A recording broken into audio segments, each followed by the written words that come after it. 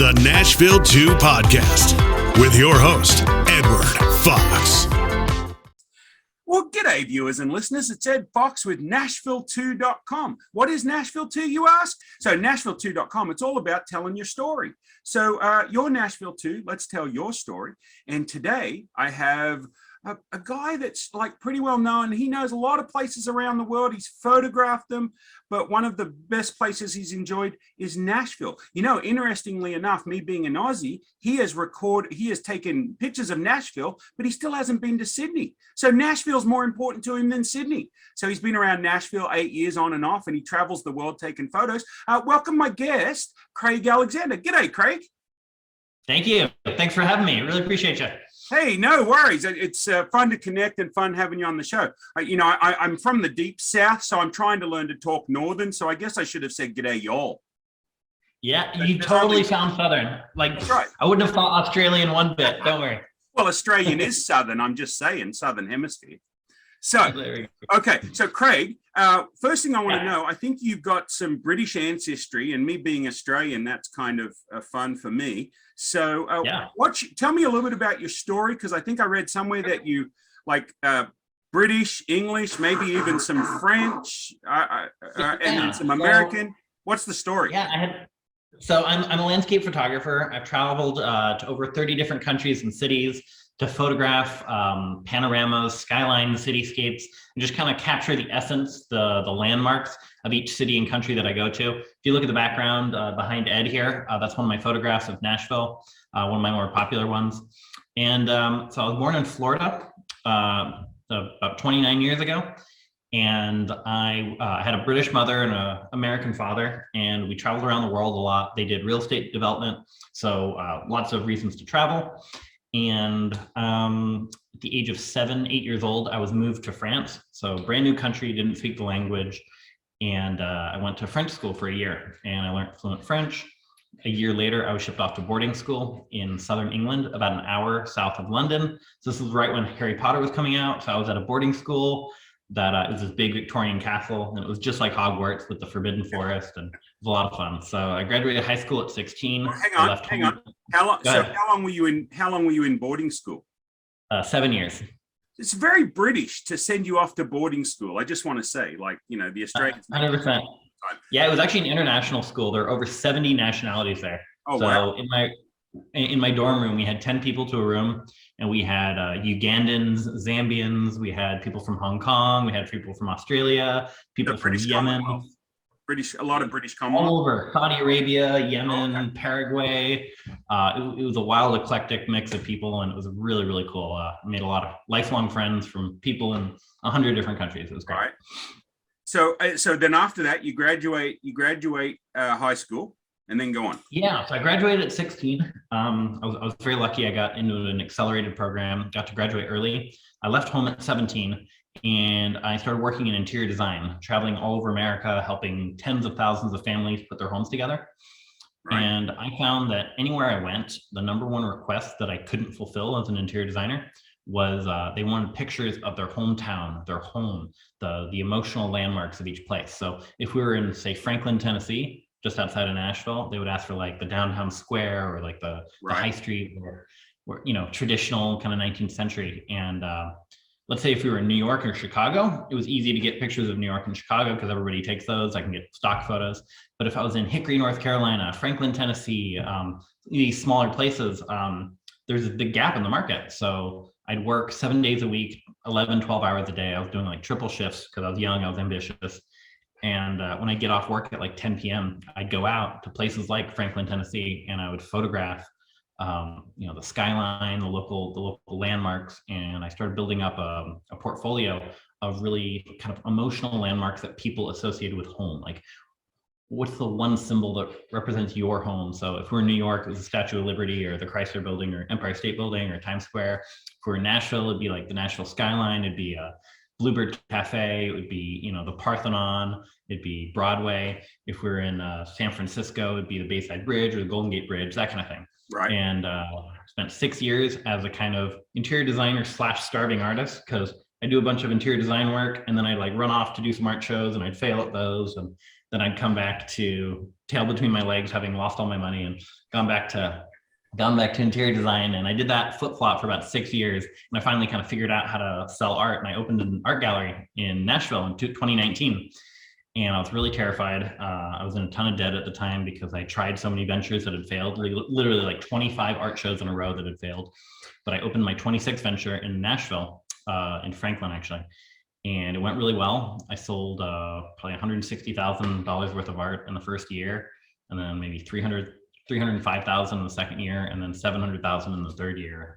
Opened up 4 locations, and it just kind of took off. So I have this like little micro empire in Nashville. I sell all my work online now, and I do art full time. I'm going to Paris in about 2 weeks to do more landscape photography. Gonna be shooting a film as well. So yeah, I get to be an artist professionally, and I also coach hundreds of artists on the side how they can sell their art too for a living. So I'm an artist, but I also teach artists how they can do artistry for a living and not have to work a side job. So you're an artist and a businessman and a coach. So that's kind of cool. So I take it during 2020, those galleries shut down, and now you just extensively do online, or you still have a gallery? Yeah.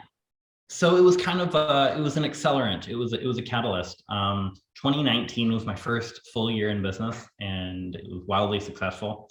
I then invested in a lot of infrastructure to kind of take it to the next level. And like 2 weeks after I paid that huge investment, COVID happened and everything shut down. And I had a couple $1,000s under my mattress that was feeding me and my family, and it was terrifying. Nashville was one of the first cities in the United States to bounce back from COVID. So we were locked down fully for 6 weeks. I'll never forget, it was like mid-March, I think it was March 15th that it went down, 2020. And then it was, the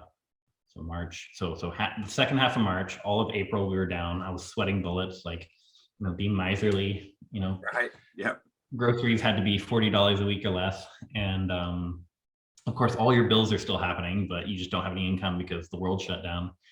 And that's when I decided to go online. So I started learning, internet marketing and e-commerce and all that stuff. And anyway, 6 weeks later, we opened back up, and there's much less people in the gallery, but those who did show up were spending on average 3 times more than normal, because you had all these first responders who were making money during COVID because they were working, because they were, first responders or like, frontline people, and they had no place to spend any of their money. So suddenly when I opened up, like the place was empty, but I was open. And yeah, we did like 3 times more than normal. And that kind of funded growth of the second location, the third location, the fourth location.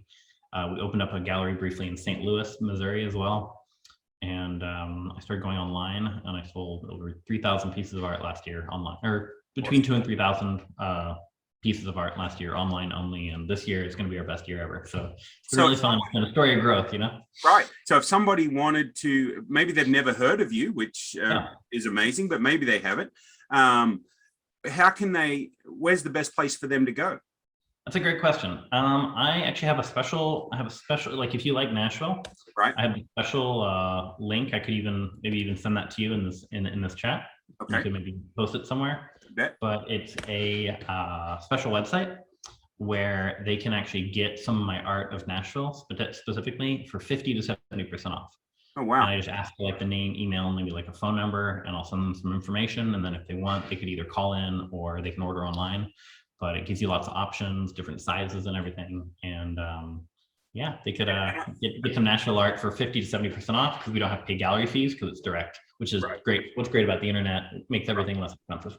Yeah, exactly. And I have to tell you that as a business owner myself, I am enjoying your emails. A lot of times, the emails that people send suck, but yours are awesome. I mean, they're well written, and they always write every single one of them. Yeah, and have a great picture in there. And so I look forward to getting them. And so they're all going into a folder. Plus, I want to learn from you how to do that for my business. Yeah. So, hey, listen, hit me up privately. I'll show you some of my tricks, and I won't charge you. I'll show you what I do. Wow. Happy to help. Heck of a deal. So, so you spent 8 years, I think you said, in and around Nashville. I think we were talking a little bit about it before we started recording. So you spent 8 years in and around Nashville. Tell us just one of your favorite places or things to do when you do get to spend some spare time in the Nashville area. Well, I'll start that off with a magical story about Nashville. Okay, go for it. I sold my very first piece of art on canvas, a 2 foot by 3 foot canvas print, in Nashville, Tennessee in 2013.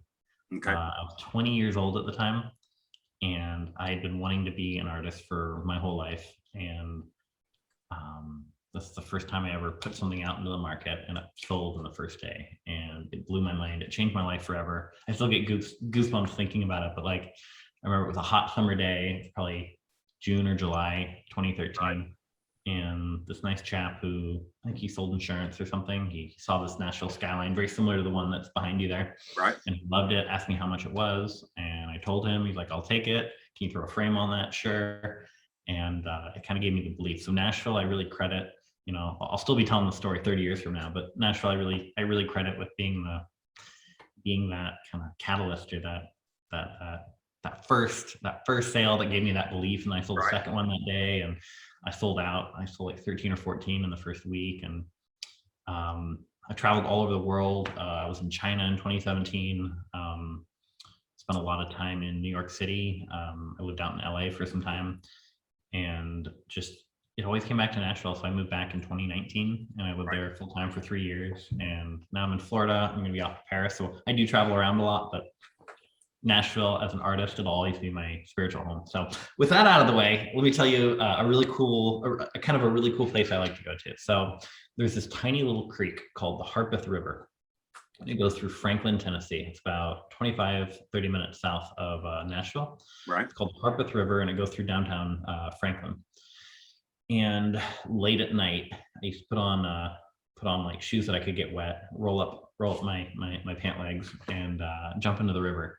And I would hike through the river. It's very shallow, and I'd take really cool pictures with a tripod of just kind of wilderness scenes. You know, you hike 5 minutes either direction, and you're in the middle of nowhere, and there's the birds and there's fish, and it's just fantastic. So I really like the Harpeth River. The Blvd Cafe is really special. Oh, we're getting 2 for the price of 1. Yeah, oh, yeah. Do 3. That's okay. Let's hold the cafe for a minute. Yeah, no problem. We've doled them all out at one time or a couple of times, and then I'm like, let's spread them out. So normally this podcast runs about 30, 35 minutes, unless we get to yakking and just run over time.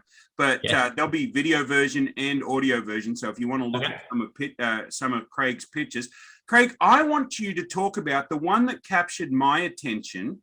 And the reason I signed up for your email blast was the, what do you call it? The ghost town. Yeah, Ghost Town Broadway. Let's see if I can pull that up and maybe do a side-by-side shot. Actually, if you look at the link that I just sent you, you got a good picture of Ghost Town Broadway there. Okay, we'll do that. Okay, that was a wild story. Happened right in the middle of COVID, actually. Yeah, so that's what you were saying. So this captured my attention, and I knew there had to be a story behind it. So take a couple of minutes and tell us this story. And for those of you that are listening on the podcast, this is Broadway in Nashville, with all the honky tonks, the neon, all of that if you've ever been down there, like, that place is packed. And, you know, I talked to a few people and asked them, I said, how do you think this guy did this? And they said, oh, he just went into Photoshop and took them all out. And I'm like, no, I don't think so. Okay, Craig, the floor is yours. Okay, so let me introduce the story by saying I've wanted to take this picture for probably 8 years now. When I first went down to Broadway, there were thousands of people there. I think it was during like a CMA Fest or something, Country Music Awards Festival, where there's, you know, tens of thousands of people on that street. And it's kind of like Mardi Gras in New Orleans. It's just packed shoulder to shoulder. You're in a sardine box, very politically incorrect in COVID times, but that's what Broadway is, right? Right. And so I've always wanted to take a picture from right down the middle. And this was probably the best spot to shoot it. And every time I've gone out late at night or early in the morning to shoot that, there's always been, I don't know, party buses full of bachelorettes or homeless people or walker-bys or police cars or horseless carriages, or just there's a million things, even at 4 a.m. And I've gone there again and again and again, and I've always failed to get it. So about 90% of the way through our COVID lockdown, it was 6 weeks in Nashville. So like on week 5, I was really kind of mentally and emotionally exhausted from kind of being cooped up, and I really wanted to go out and do something, because I'd been at home for most of the time. At this point, we're beginning to hear, you know, whispers that like the world is coming back to life and it was okay to like leave our house for recreation. Right. So I remember walking, I think I was at the gym at the time. We had our own private gym in our apartment, and on TV, there was the broadcast on TV of a picture of it was like a live broadcast of Broadway, and it was like pretty much empty except for some police cars. I'm like, oh my God, maybe I could go take this picture. So I jump on my motorcycle, head down to Broadway. With a tripod. With a tripod and camera in my backpack, yeah, everything. Okay. And I got there, and there's cops everywhere. There's flashing lights, there's barricades, there was a tow truck. It was like full of activity. And I waited for about an hour. I stood in that exact same spot, and I waited for about an hour. And I was like, hey, maybe they'll move. After an hour, they didn't move. The tow truck left, but the police didn't. And I plucked up some courage. I was like, you know what? It's now or never. This is a once in a lifetime opportunity. So I went up to the cop, knocked on his window, and very politely said, hey, I'm so sorry to bother you, but is there any way that I could, is there any way you can move around the corner? I promise I'm not trying to rob a bank or anything. I just really want to get the shot down the street. Is there any way you could go around the corner for me? I'll be like 20 minutes tops. And he kind of looked at me up and down. He's like, are you trustworthy? And I'm like, I hope so. Anyway, he did. He was super cool, super nice with me. And he and all his buddies to go around the corner and cleared the way. And so I set up my tripod. I had these old vintage lenses from about 50 years ago that I use with a modern digital camera with vintage lenses on the front with like an adapter. Right. And I got this 30-second photograph of Nashville. I call it Ghost Town Nashville. And it's like a once in a lifetime. You'll never get it again. And there's normally tens of thousands or at least thousands of people there. And yeah, I got to snap it, and it's been my most popular piece now. And probably 2, 3, 4 people a day still online. They're buying it like crazy, and it's probably my number one bestseller now, even more than New York City or San Francisco or Paris. This outsells the Eiffel Tower, believe it or not.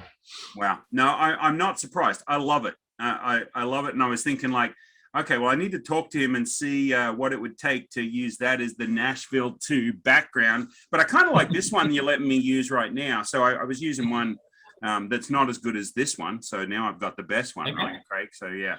So that's it. Sorry, go on.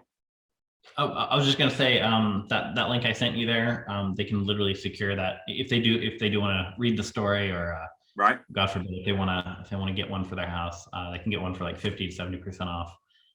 It's a special online coupon only. This doesn't apply to in-person meetings, but if they order online, it's literally like a third of the price, because you don't have to pay. Art galleries typically take 50, 70% like a commission. And here online, we don't have that. So that's awesome. Well, thank you for doing that for our listeners. And I think everybody needs a copy of this, because it nobody else has done it. Nobody else can do it. Nobody else will ever be able to take this photo. So that to me was amazing. This is a hopefully a once in a lifetime photo. Fingers crossed. Fingers crossed. So that is awesome, and so I'm so excited of the offer that you're putting out there. I think that's awesome. So you got that shot. Mm-hmm. You've lived around Nashville for 8 years. I'm actually living in Franklin right now, so wow. I'm going to go check out the river. So that's pretty cool. I lived in Kansas for 30 years, originally from Australia, as most of my listeners know this story already. But I'm really enjoying the Nashville Metro, right? And we want to tell Nashville Metro stories. And so, hey guys, I'll throw in a plug. If you know somebody that you think should be on the podcast and we should hear their story, please have them email me, edward@aussiefox.com, and that'll be in the show notes. You can find that we'll be on YouTube, LinkedIn, Facebook, and then on the audio podcast, probably Google, iHeart, Amazon, Spotify, blah, blah, blah, blah, blah, all of them. So yeah, definitely get a listen and share it. And we'd love your reviews. We'd love your reviews. And Craig would love you to spend a big fat chunk of money that's 70% off on all his artwork. Okay, so is that a good plug for you, Craig? Okay. So, you're the best. You're the best, Ed. Oh my God. Thanks, man. So where else? Now, talk about the cafe that you were talking about. So I've got like 10 different places. I got to prioritize these because I don't want to waste your time. Nashville's so special. I've lived in Paris. I've lived in the south of France. I've lived in London. I've lived in Los Angeles, Chicago, New York. And there's something magical about Nashville.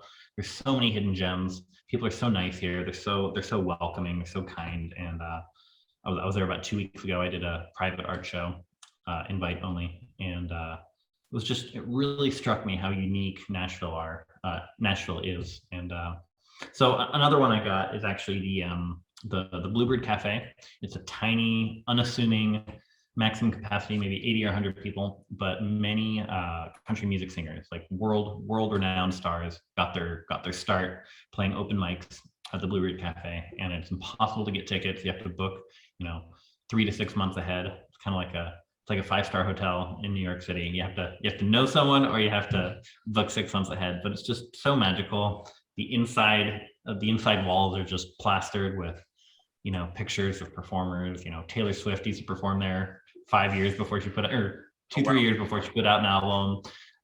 It's just like the laundry list of the who's who in country music. So if a person's around Nashville or coming to Nashville, they need to book about ahead. But oh my God, you won't be sorry. Right. Awesome. I need to get on that list.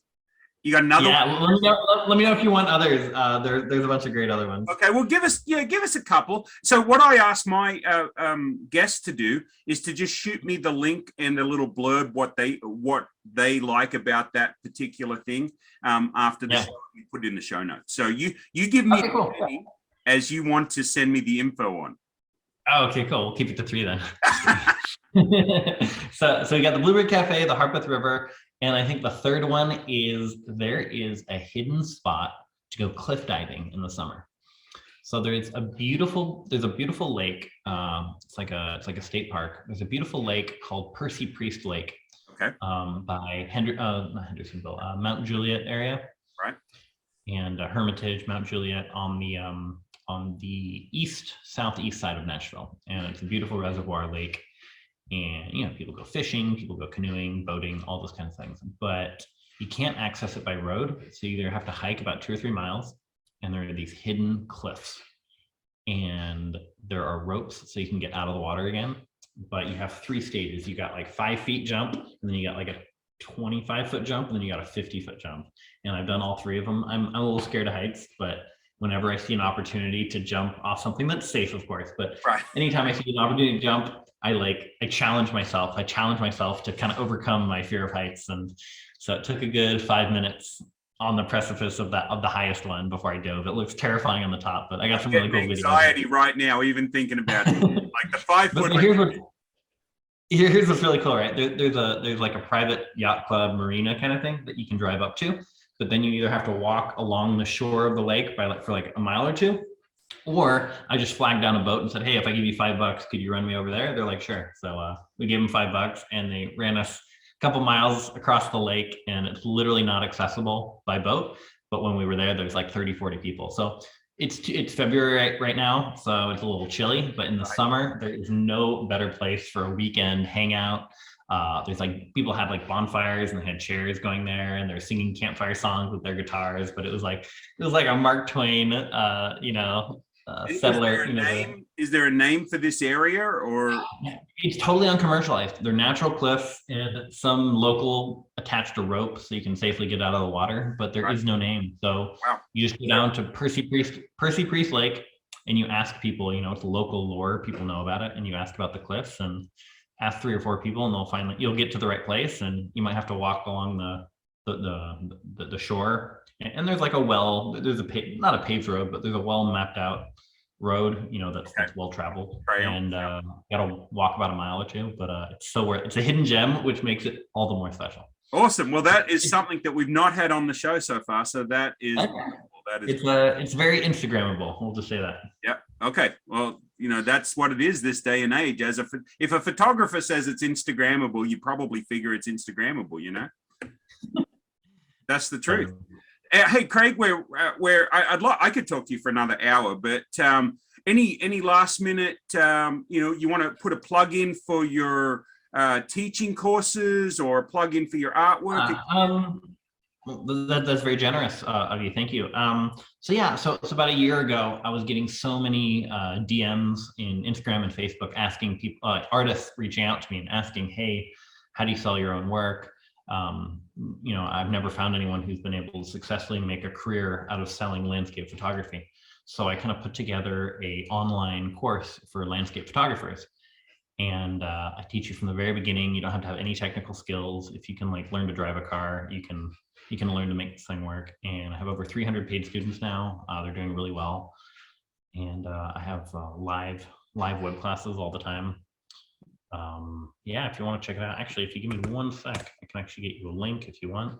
But I've helped. We'll have it in the show notes. So if you want to send it over to me, because I'll grab these for the show notes as well. But if you want to send it over to me in an email, then we'll grab those show notes. And I'd be more than happy to. You can check out an hour long free class on exactly how to sell your own art online. And what's really been beautiful about it is I've been very blessed to have had a long career in interior design. So I learned a lot of like trade secrets of how to sell art. And now being able to take that to the public and teaching other artists who didn't have the privilege of having that career, I'm a big fan of making things accessible for everyone. So I teach through that. Yeah. Oh, thank you. There it is in my chat.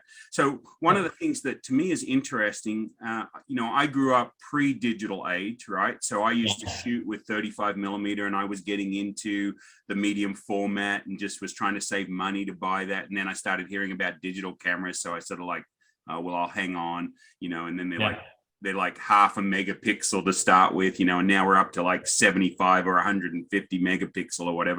Anyway, that's all technical jargon. But I think being in a digital age, more than ever, it's important for us to have that art on our walls, right? It's important for us to have that instead of stuck in our phones or stuck in our computers. So viewers and listeners, I would urge you, if you have family photos stuck in your phone or stuck in your computer, go get some prints and get them on the walls. Get them on the wall, 100%. Not just leave them stuck in your phone. And then if you need a good centerpiece around the city you're in, maybe Craig has just the piece for you. There you go. Really appreciate you, man. If you go to my link there, you can check out the one piece of art, and I'll send you emails with a special coupon where you can get 35 different cities at 70% off. Yeah, well, like I said, interested in sorry, go ahead. Like I said, I love your email. So people, don't be afraid to sign up for his email list. It's easy to unsubscribe if you don't, but you get a different look at a different piece of art every day, it seems like. And, or not every day, but when they come. Once every 3 days, I think. Yeah, I send out a new piece of art with like a cool story behind it. Yeah, it's awesome. So it's almost like just an education as well. So, and then you get the offer to buy. So, hey, feel free to buy every single piece he sends out. That's okay too. Like, he won't mind. Like, you can't buy too much, but no, and it's all worth it. So it's all worth buying because it all looks gorgeous. Send it to your friends, buy it and send it to some friends. That would be cool too. Sorry, you were going to say something, Craig? No, it's all good. Thank you so much. And then anyone interested in the coaching, you can just hit that link. And what I have is an introductory class. It's about an hour long, and it just walks you through the basics of how to sell your art online. And at the end, there's an offer to do go further with me and do some private coaching, and I'm happy to help. Awesome. So there's no obligation basically. If you click that link, you can watch a free intro class. That's really, really powerful. We've had tens of thousands of people go through that class, and people really like it. So yeah, just click that if you're interested in learning how to sell your art online. Thanks, Craig. So I'm going to put that'll be in our show notes, folks, and it will be listed as introductory class, free introductory class. And so for artist coaching, artist coaching, and you'll be able to click on that link and get that information. Hey, Craig, thanks so much for being on the show. Of course, it was a pleasure. Thank you so much, Ed. This is the Nashville 2 podcast with your host, Edward Fox.